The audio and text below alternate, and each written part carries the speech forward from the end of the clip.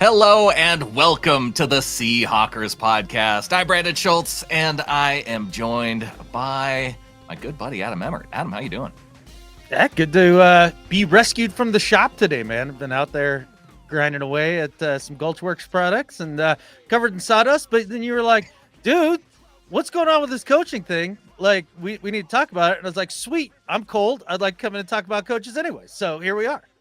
We are through another week of the coaching search, and we've seen a couple of people have second interviews. We've seen people with second interviews get hired by other teams. I think it was a little bit of a surprise to see. It looked like the Atlanta Falcons were headed in the direction of Bill Belichick, and then they go and they hire Raheem Morris, which he was one of the candidates that I was intrigued by. I think I picked him as my number 3, although since then I've kind of done a little bit of shifting in terms of what I think I want in the next coach. But so that decision's made. But there's still, the thing is, there's now 2 teams left, the Washington Commanders and the Seattle Seahawks with head coaches, and there's more than 2 good candidates left on the board. Yeah, the slow play is working very well for John Schneider. And that's one of the things I had kind of realized over these last couple of days. It's like, I'm impatient because I want to know who the coach is, of course. Like, just hire a dude. Like, let's go. Like, I can't wait. But also knowing that John has kind of played this just right. He's got his pick of the litter of some fantastic candidates yet. And he seems to be about the only one who has any sort of patience in terms of waiting on Ben Johnson or Mike McDonald. And that's worked out to our advantage as well. So one of the things you mentioned is you had Raheem Morris on your list. You've kind of reconfigured that and all of that. Yeah, I feel like my list has changed a couple times as we've gone here as well. For example, Vrabel was at the top of my list there, I think last time we talked. And then I heard that if he came to the Seahawks, it'd be a package deal with Arthur Smith and then as OC. And I was like, yeah, no, I'm good on that. I'd rather have somebody else. So that kind of dropped that out of the running at that point for me. So I wonder if a lot of other 12s are kind of having the same situation where they have a guy in mind right at first and they're real excited. And then as more information comes out, have changed their minds a few times. But maybe that's how it's working for John too. And that's why it's taken a minute to make a decision here. Well, I feel like a lot of folks have kind of aligned themselves in either it's got to be Ben Johnson or Mike McDonald camp because they're the 2 hottest names left, in part because they're 2 of the coordinators that are still in the playoffs and they have their team looking good. They may be facing each other in the Super Bowl, depending on the outcome of games on Sunday. And it just seems like those 2 names are kind of the hot names. And then everybody else kind of sort of has fallen off. I mean, Dan Quinn, one of those guys who came in for a second interview and the Seahawks still haven't announced anything. So obviously they weren't wowed to the point like the Falcons were to where they say, okay, well, Raheem Morris, you can't even go to Seattle to do your second interview because we're going to hire you right now. And Dan Quinn, when you talk about one of those pairing names, I saw a tweet from somebody with a media outlet in Oregon that said that Quinn might come along with Chip Kelly as his offensive coordinator. And that kind of got me away from Quinn too. Yeah, if that's true, which who knows if it is or not. But if it is true, hard no. The hardest of no's. No, thank you. I do not need Chip Kelly around our program in any way. Fine college coach. I think he could stick there and have a great career, and that's good for him. But no, thank you in the NFL. That quick pace stuff, no time of possession, just his style of ball, I don't think works for the NFL, at least in this period in time. Maybe he's 15 years ahead of his time for all we know. I don't know. But Dan Quinn's kind of feeling like the safety school, Brandon. That's how it feels like to me. But the thing is that the safety is probably 5 names deep in terms of the other guys I want. Because I also fall into that camp of I want Ben Johnson or Mike McDonald. Commanders seem like they're going to go hard for Johnson from Detroit. And it might make a lot of sense for him, depending on what Johnson wants. The Commanders could be appealing, having the number 2 overall pick. You get to pick one of the top quarterbacks. So, and they have a bunch of cap space. So if you want to be a part of managing that, then maybe that's more appealing for what he wants to do in his coaching career. it does seem like an easier way to crash and burn, but a lot of these guys aren't thinking about trying to play it safe or going to where there's already a group of talent. At least I don't think so. I would think that every head coaching candidate is like, well, okay, if it's my turn to be up, I really hope that there's some good situations to go to. And I understand that Dan Snyder's gone from the commies and all that, and dealing with Magic Johnson and whoever the actual owner is. I can never remember his name, but sure, maybe that's exciting. Some people had said that he was linked to the GM. Other people say that's bogus. Who the heck knows? But you said the commies are jonesing for Johnson. I don't know, man. I think of these two jobs that are left, I think it's pretty clear that the Seahawks are easily, hands down, without question, the better situation for a coach to go to. And I think that works in their advantage. I think it's helped John be patient throughout the process, too. Yeah, I could definitely see that. So it does at least allow them then to wait until these other coordinators come available. I did see the report, Corbin Smith, I think, and there was another reporter too that talked about why Mike Macdonald hadn't been brought in for an interview. And it all has to do with the fact that they were the number one seed, the Ravens were. And so even to request that, the Seahawks would have had to put in for an interview 3 days before the end of the season when Pete Carroll was still the head coach of the team. So they have to wait for Mike Macdonald if that's a candidate that they want. And that could be a part of the reason for waiting too. Another appealing candidate, a guy who we've seen shut down the Niners and playing in a division where you got to face McVay and Shanahan, a defensive-minded coach that seems to be able to coordinate at least a defense against those types of teams. That has a lot of appeal. But there's things that go along with having an offensive guy that are appealing too. So of the remaining candidates, you mentioned that Vrabel was kind of off your list. How does your list now shake out? I would say McDonald's probably my first choice. And I know a lot of people prefer the offensive guy, and everybody points to, well, if you get the offensive guy, then you're not getting your offensive coordinator poached all the time. Do. And the thing is that argument has all sorts of merit and totally based in logic. And I understand. And I think it's a good thought to have when you're looking at, picking a coach here. The other aspect of it is that, well, maybe the offensive guys have been poached so heavily over the last few years that the pool of true brilliance is maybe a little bit diluted. Whereas on the defensive side of the ball, maybe somebody like Mike Macdonald, hasn't had a shot yet because people aren't really looking at defensive coordinators at this point. So maybe get a better guy. And also too, if you want to beat McVay or the McShanahans, I heard somebody say that the other day. I like it. I'm totally stealing it. The McShanahans, you do have to stop them. You have to stop them. And it's not just a matter of, well, okay, get a quarterback and outscore them every single game. That's a strategy. It is a poor one. I would much rather see a coach come in that can help the side of the ball we need the most help on. Sure, Ben Johnson, number 2, you bet, because I'm not out on an offensive guy. If they hire an offensive guy, I'm not mad about it. That's a great choice. And as far as the third choice at this point, probably be Vrabel, as long as it's not a Arthur. You got to take situation. Vrabel off your list at this point. He's not even coming here. You asked me what my list was. That would be my list. Now, you didn't ask me about probability. That's a different thing. You're right. It's probably far-fetched. Even with Arthur Smith, that pairing, you'd still be in on it. I said as long as it didn't come with Arthur Smith. Oh, okay. But yeah. And you kind of go down the rest of the list, and those are a lot of the candidates that, while maybe appealing in some ways or another, aren't exactly as, well, I guess, titillating as, say, Ben Johnson or Mike Macdonald. So for me, it's those same two names, but flip-flop them, because I think there is a lot of merit to that argument of, hey, if Ben Johnson can go out and he can find a defensive coordinator, then if you take a secondaries coach off of the Ravens, maybe they're part of that same mindset that can then come in and be the defensive coordinator. And then you have kind of the best of both worlds, that similar mindset that's coming from a Ravens system. and you have your offensive head coach, and you don't have to worry about your coordinator getting poached like Dan Quinn had to worry about it when Shanahan left and became a head coach for the 49ers. So I mean, people poach DCs as well. Like, we know that, right? Yeah. Well, Okay. The thing is, when you're getting your coordinators poached, it means your team's having success. And so, Right.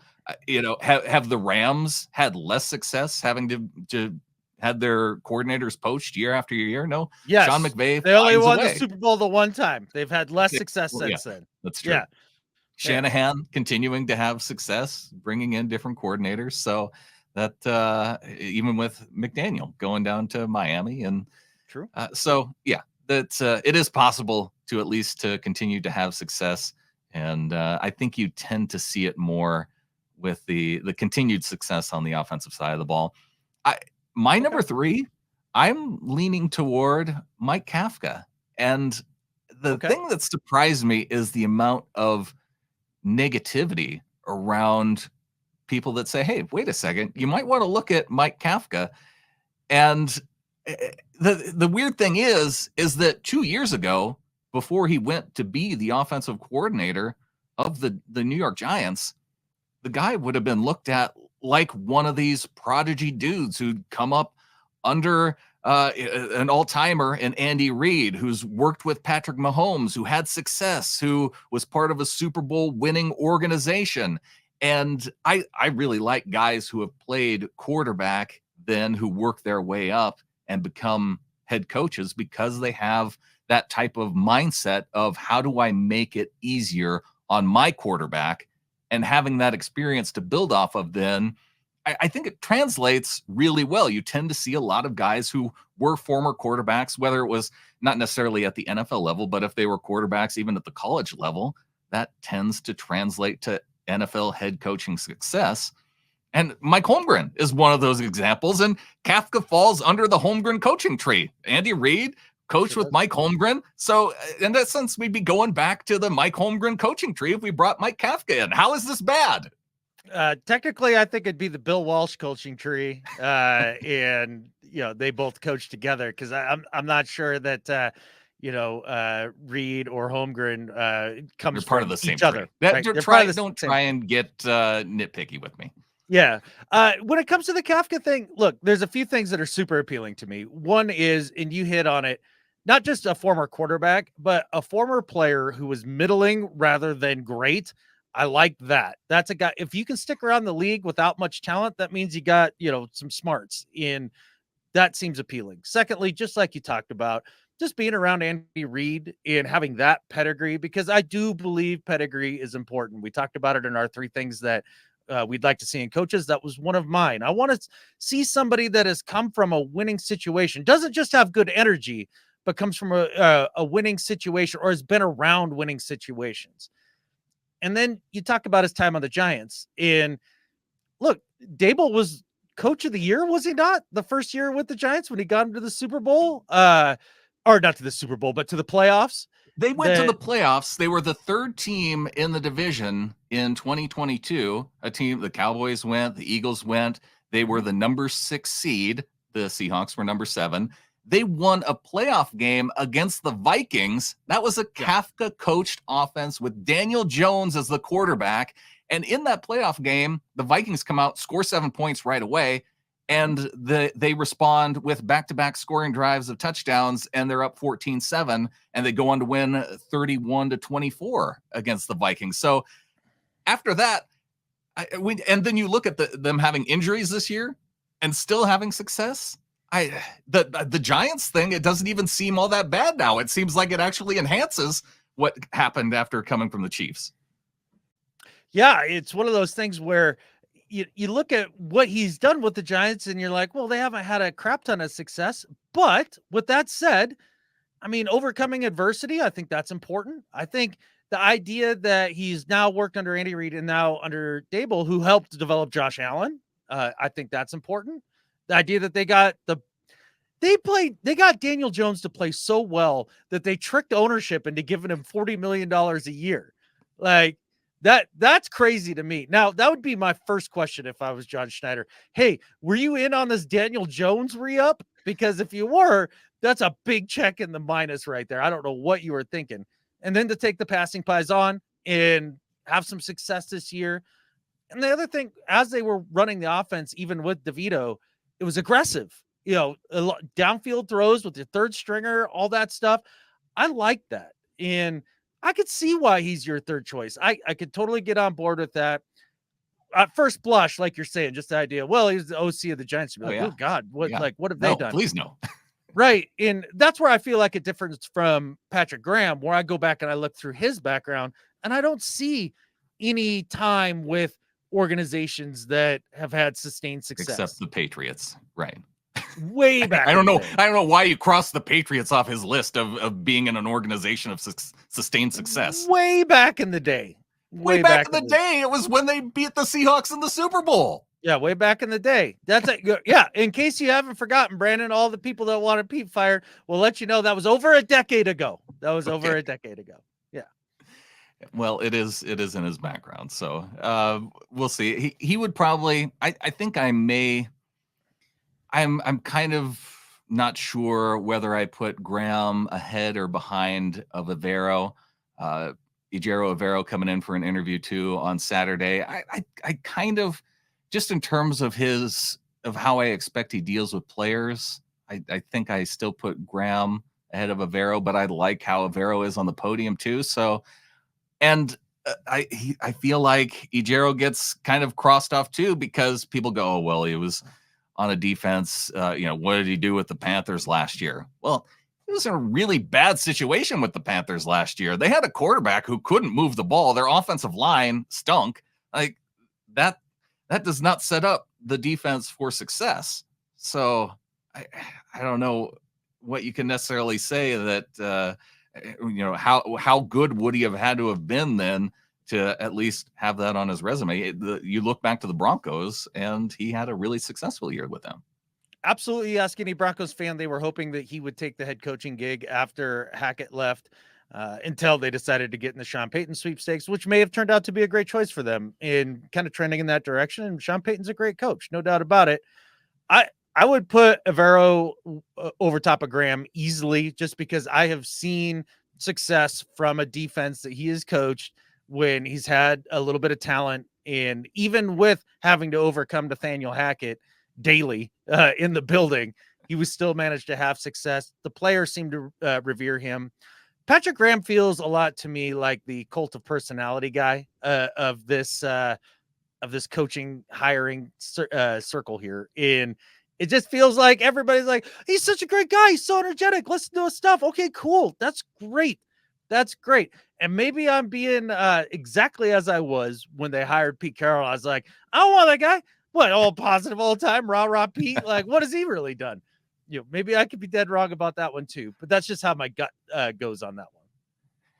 When it comes down to, well, whether it's him or Evero or Mike McDonald, it really then depends on who their connections are as to what offensive coordinator is going to be brought in along with them. We heard Arthur Smith with and Chip Kelly tied to other defensive coaches, and we're like, oh no. And it could easily change my mind if Mike McDonald said, oh, my offensive coordinator would be this guy, that my thoughts on him would not be so Mike high. McDonald and Shoddy. I'd be in on that. I'm not out on Brian Schottenheimer. I thought when he was here as offensive coordinator, he struck me as a guy who would be a better coach than he is necessarily a coordinator. He just, because he has that background of growing up in football, a lot like Kyle Shanahan, I feel like the fact that he hasn't had a lot of success, like huge success as an offensive coordinator, that doesn't necessarily bother me, because I think he needs to be in the position then to find guys to hire at those positions where he manages essentially. I guess seeing what happened to Russ after he left Seattle, and knowing that Shoddy might have gotten the best out of Russ that entire time he was here in Seattle. And maybe the rest of the team wasn't, Super Bowl caliber in a couple of those years, but he got the best out of Russ. That impresses me way more now than it did at the time. I was like, oh, geez, Shoddy could do more here. And also, too, he's working under the constraints of Coach Carroll, I'm sure, Right. for better or for worse, depending on your viewpoint. But yeah, I wouldn't mind Shoddy. That'd be fine. I don't think he's on anybody's radar as a head coaching candidate right now, I don't but think as an so either. OC, um, And you could hire him as an OC away from the Cowboys because apparently McCarthy has play calling duties, and mhm. so it would still be an elevation of duties to be able to poach an offensive coordinator and say you're the main play caller. There you go. And then so you get your new guy. Let's say you get McDonald, right? Fresh head coach, all of that, relatively young. Bring a guy like Shoddy. He's got experience. He's a little bit of the Wade Phillips for Sean McVay kind of thing, an older head who's been around, and a guy that John Schneider has a ton of rapport with and knows very well from his time in Seattle to help continue the culture and all that stuff that it sounds like is important to the owner. So I guess I think that would be probably my favorite pairing. But again, you could talk me off of that in 15 different ways because there are just a lot of good candidates out here left, and the glacial play by John Schneider paying dividends. I am kind of curious to know what people think of that idea of bringing Brian Schottenheimer back. I have a feeling that it's more negative than positive, to be honest. That's fine. That's okay. I understand that. I think Shoddy's been a little better than he's been given credit for over the years in terms of being OC and all that stuff. But A lot to watch over these next few weeks, and we'll at least have an idea come Monday of if either of these coordinators are going to be available for interviews. yeah, absolutely. I don't think Ben Johnson's going to be available, and I don't think Mike McDonald's going to be available either if things go the way that I want them to go. If they go the way I want them to go, then yes. Unfortunately, it means that our head coaching search would be put off for another couple weeks. I would be fine with that. I'd be 1,000,000% fine with that because that would mean that the Niners would be sitting there wondering if they need to embark on a head coaching search of their own, and that would be really great. And I think with that, there's only one thing left to say. go Hawks. Go Hawks.